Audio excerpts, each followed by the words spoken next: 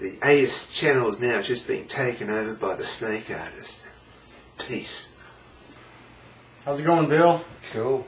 Very good.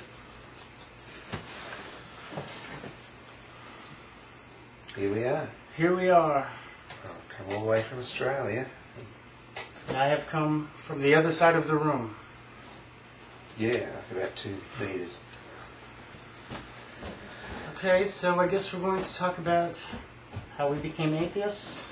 Yeah, it's interesting, Jenny. We're both hardcore Christians at one stage. I don't know how hardcore you were, but... I was very devout, tried to be a preacher for many years. Yeah. I was a child preacher in my church. Okay. I was a Christian for 30 years of my life. There was a period where, when I was a teenager, I naturally became an atheist. And then through a series of events, I became extra devout Christian. And that probably has led to, when I came back to atheism, why I'm like an atheist fundamentalist. Yeah.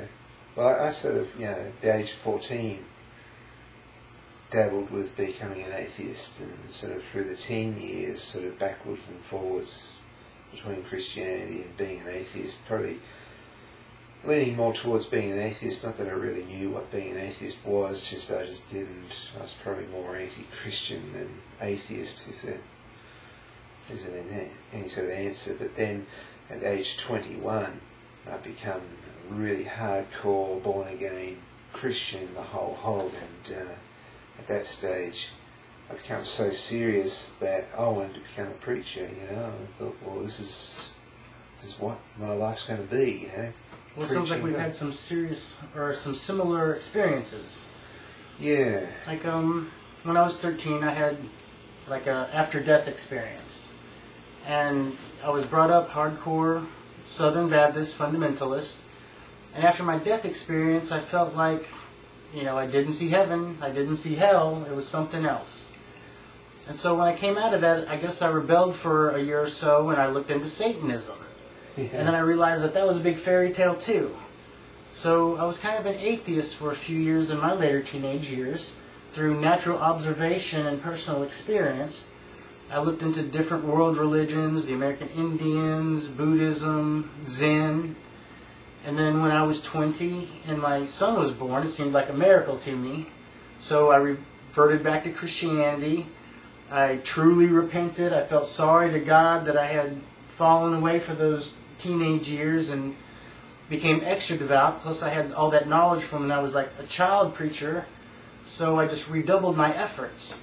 Then I was like hardcore Christian trying to be a preacher until I was about 35. And through learning about logic and epistemology and how the brain works and how the religions have risen, because even when I was a Christian, I was a philosopher in college and I studied world religions, so I started seeing the different patterns and the different cultures and saw how the myths and superstitions rose up from the primitive age. And there was just education in all of the sciences and all the cultural sciences in different ways that eventually led up to me becoming an atheist again. And it sounds similar. You had... Yeah, I suppose, if you were standing up in church and giving my testimony as how I became a Christian when I was 21, what happened to me is I basically saw the arse end of the church. I saw people being bad, and I had a thought, and a thought which basically changed my life at that time was, what if somebody actually got there and took it seriously? What if somebody got the Bible, believed it as it was, and become a true, real Christian? That's the thought that went in my mind. I thought... Biblical literacy. Yeah, and I thought, well, because I saw people which I thought were hypocrites, were doing the wrong thing, but I thought, what if there was some pure belief there that you could tap into, and so I thought, I'm going to become a Christian, It was sort of like that. So I picked up the Bible, which I usually found a bit of a chore to read, and suddenly it sort of lit up. Yeah, I got really enthusiastic, and I think I read heaps and heaps of books just in one night. I stayed up until about 3 or 4 in the morning reading, and I was getting really excited about it.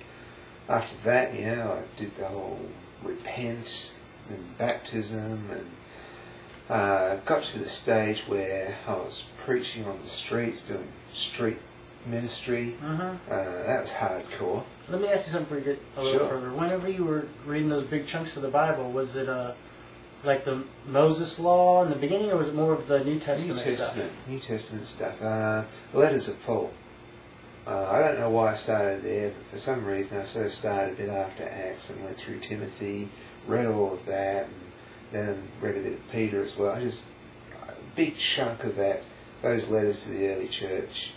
And because, I think, because as I said, I saw the arse end of church, and I sort of read all these letters, well, this is what the church is supposed to be like, this is what I'm going to be like, So that's... Well, after I had reverted back to Christianity and I started looking into it myself, it was like you.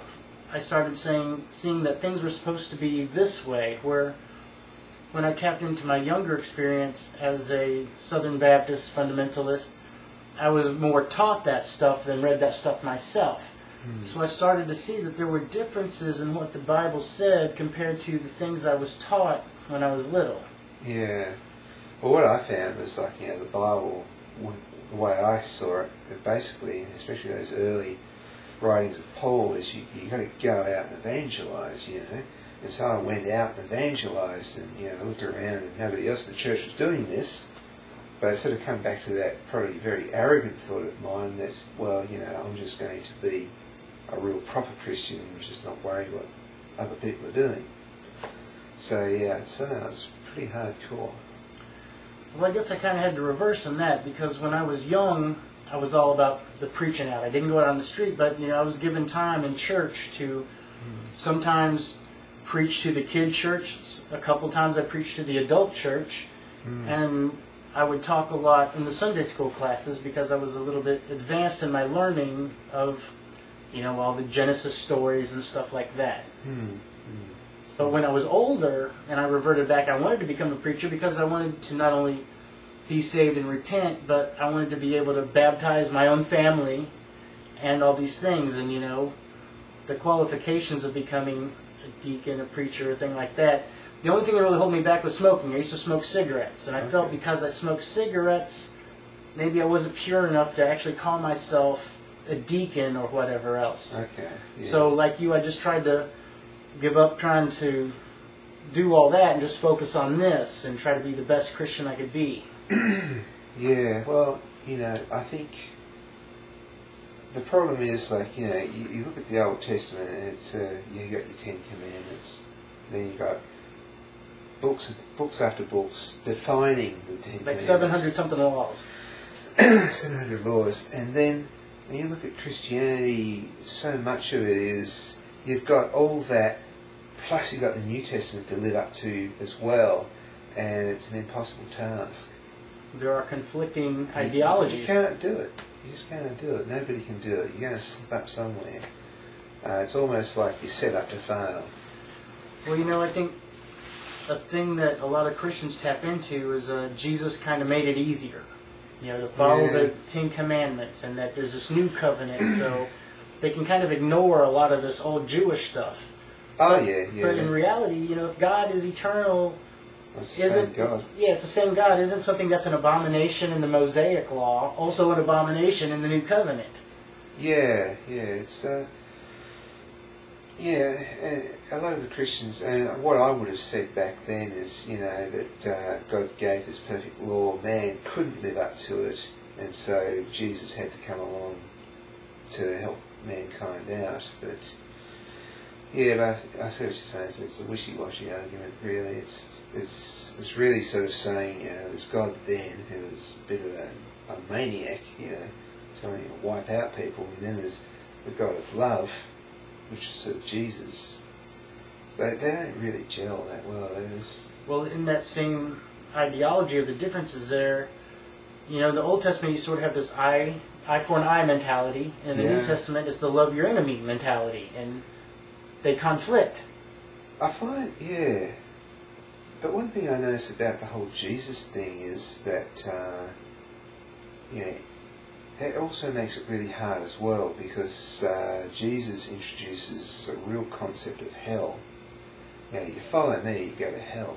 Right. It's like getting a gun and saying, look, you love me, I'll blow your brains out. Exactly. But that's even kinder than eternal punishment. So there's that aspect, which is certain parts of the New Testament which is actually worse than parts of the Old Testament. If you know, hell is eternal punishment. That's Jesus has brought along something much worse than the Old Testament ever had. And on top of that, something I've talked to many people about is there's really no sin or evil that a finite creature could do that would warrant eternal punishment. Yeah. And I draw upon Hitler as a good example. They say Hitler killed about 11 million people in the concentration camps. So a human life, let's give it 100 years, even though most people don't live to be 100 years. So you take 11 million deaths, times that by 100, and that gives you, what? 1 billion, 100 million years of punishment in hell is only a scratch on the surface of eternity. Yeah. So even Hitler doesn't deserve to go to hell. You know, Yeah. maybe he deserves, 1 billion years in hell, maybe. I still think that would be excessively cruel. But there's nothing that a finite creature could do to warrant eternal punishment. I mean, maybe if somebody destroyed all life, maybe that might deserve a giant punishment. But, Yeah. how can a cruel, loving God, first be like you say, love me or die? But it's not just love me or die, it's love me or burn in hell for freaking ever. That's right. Just giving you the example of stick a gun up to your head and love me or die is a really soft option compared to hell. So it's just. And then when you plug in crazy. your own ideas of love, like a lot of you may have children, you have children. Yeah. I mean, could you ever put yourself in a situation as a loving father, like God's supposed to be a loving father, to tell your children, love me or die? And not just love me or die, but love me or burn in hell forever. Yeah, or don't use too much butter on that jam or anything, or I'm going to shove you in a dungeon for the rest of your life, But I mean, It's there's silly. pretty much anything your kids could do. I mean, if your kid tried to kill you or killed your mate or one of your other siblings, certainly there's certain terrible things that they could do. But for the most part, when you look at like the 10 Commandments, the first commandment, love God more than anything. If my kid didn't love me more than anything, I wouldn't send him to hell forever. Yeah. Honor thy mother and thy father. Most kids are disrespectful at some point. Do they warrant hell forever or being stoned to death? You plug your own children and compare yourself as a loving father, all that shit becomes barbaric.